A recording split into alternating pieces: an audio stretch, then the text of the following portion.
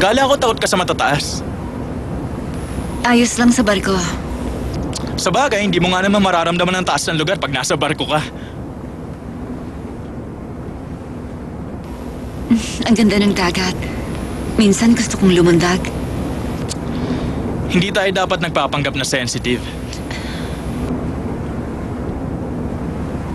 Anong sabi mo? Tignan mo yung hintuturo mo sa kamay.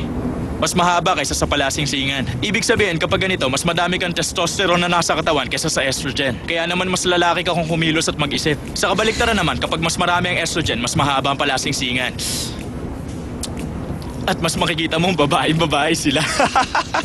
Mahaba ang hintuturo mo. Ang ibig sabihin, kulang ka sa estrogen at hindi ka masyadong sensitive. Paano tong kabila? Mahabang palasinsingan. Teka nga lang, ano nga ba uli ang tawag dito? Teka...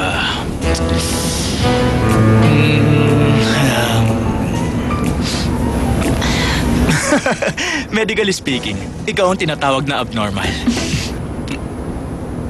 Huwag mong paglaruan ng tao gamit ang talino mo. Sa pagkakaintindi ko, wala kang puso at utak lang ang pinapagana mo. At wala kang paki kung nakakasakit ka. Dahil nga, walang nararamdaman ng utak. Ang tingin ko naman sa'yo, para kang isang babae na may sakit sa utak. Hindi mapakali ang mata mo at parang walang focus. Kahit 10 segundo. Ganyan-ganyan ang asal na may pinagtataguan eh.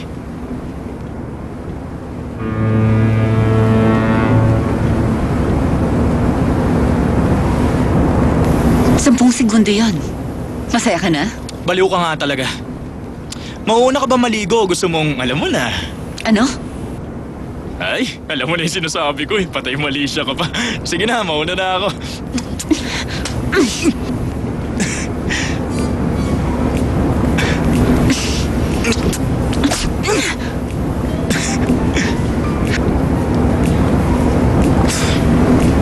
What?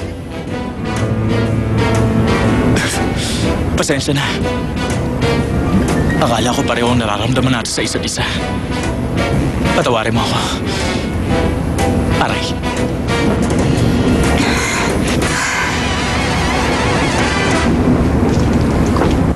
Oo nga. Kailangan na tuloy natin mahuli kaagad yung mga sindikatong Vietnamese na yon. Mabigat na trabaho. Kaya nga humingi na tayo ng tulong galing sa Interpol eh. Hindi naman yung reklamo ko eh. Kundi yung pagkadamay natin sa init ng ulo ni Sir. Bakit nga ba tayo lagi nagdudusa? Mabuti na lang, sanay na tayo. Kumusta? Uminom muna kayo ng iced coffee. Oo, salamat, Officer Yu. Officer Park, Salamat. Officer Kim, Officer Lee, pangatlo ka. Thank you. At ang panghuli, ako. Ang sarap. Nga pala, Sir Dosu.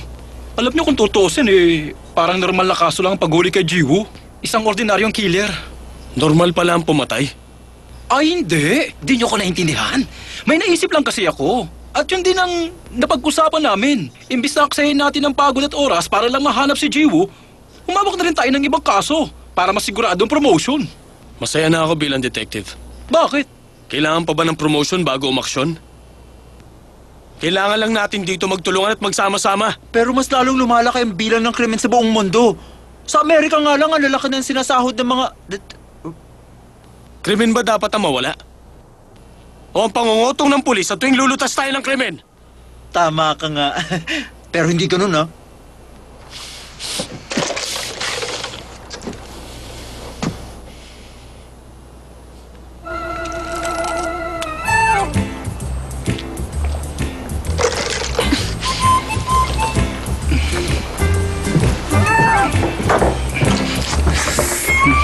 Grabe.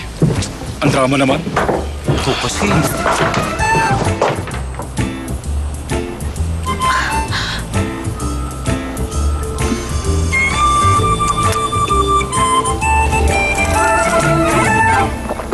Anong plano? Kasama ba natin dito si Jiwoo? Paumanhin, Binibini. Ngunit si Jiwoo ay hindi natin makakapiling. Pero bakit May naman? bagay siyang nararapat na sikasuhin sa Korea at hindi siya maaaring umalis doon hanggat di pa yun tapos. Ah, talaga? Teka lang, ano yung nakita ko hinalo mo bigla dito sa tsaa? Bakit mo naman nilagyan ng wasabi itong tsaa? Kahit na magkakulay silang dalawa, magkaiba pa rin sila ng lasa. Relax. Masarap kasi ang maanghang na green tea. Ah, yun ba yung gamit mo nun? Sige, kumuha ka pa. Lagyan mo na marami yung tsaa mo.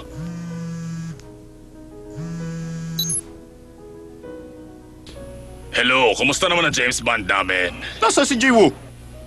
Aba, mukhang tumatapang ka na. Ang alam ko, magkasama kayo. Sa isang kaso, yung kay Melchizedek. Di ba tama ako? Mas magaling na ba siya sa'yo, ha? Siya na bang pangalawa sa Asia? Sobrang bango ng mga bulaklak sa buong mundo. At kapag sila'y namukadkad, walang kasing ganda. Hindi mo pwedeng ikumpara sa isa't isa dahil parehong alindog nila. May amats ka ba, pare ko? Makinig ka at sabihin mo to kay Jiwoo, yung si Melchizedek. Teka, ano nga ba yun? Tama, sabihin mo, kung alaws yung painting, alaws na rin sa trabaho. Painting? Ano ba sinasabi mo, ha? Wala, basta sabihin mo na. Ngayon na! Binabaan ako ng bokong na yun, ha? Wow! Ang pet malumo kumain. Teka, baka magkasakit ka niyan. O kaya matigok sa sobrang bundat. Yung sahod ko, kailan mo bibigay? Ano ka ba? 2 days, yun ang sinabi mo eh. Bakit ba ang mga Koreano sobrang kuripot? Nararapat na makausap tong si Jiwoo sa lalong madaling panahon. Lahat na lang ng tao sambok ang bibig. Penge.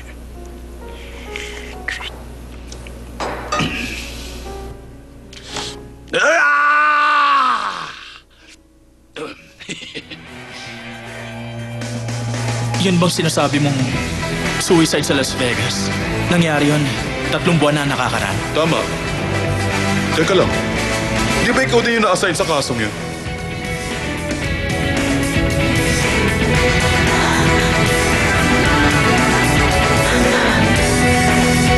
Nakita na namin si Jiwoo. Nasa Japan siya. Ah, ganun ba? Gawan nyo ng report. Gagawa ako ng memo. Ano ba talaga ang gusto mong palabasin, ha? Hindi ka naman namin nahabulin ng ganito kung wala kami mga ebidensya.